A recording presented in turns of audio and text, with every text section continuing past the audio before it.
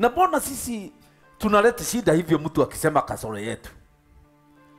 Kwanza ukisikia ni watu wa kanisa waliongea, unasema hata watu wa kanisa ndio mashaitani. Watu wa kanisa si mashaitani. Ni vizuri uwe unakumbushwa every day ya kwamba you are a human being and no one is, na utafika mbinguni. Maana ukijua hakuna mtu mwema, you will see the goodness of God in heaven. This is it. Kwa hivyo hii watu wanakukumbusha you are a human being, wacha kuwashukia. They remind you.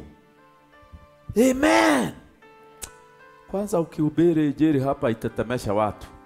Mtu huwa anategea sifa. Kama kuna kijana nilipea hapa kuhubiri, alafu nikamuona, nikamwambia sasa nikupatie tena next week. Akaniambia hata sitahubiri milele. Nikamwambia kuja hapa ni nini? Na vile watu walifurahi, akaniambia walifurahi, lakini kuna watu watatu hawakufurahi.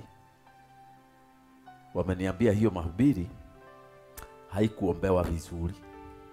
Akawaambia nyinyi mnajua kuyaombea, mhubiri wenyewe, sitahubiri tena. So ilibidi mkutano watu waombe peke yake, hakuna mhubiri alikuja. Alikuwa swa.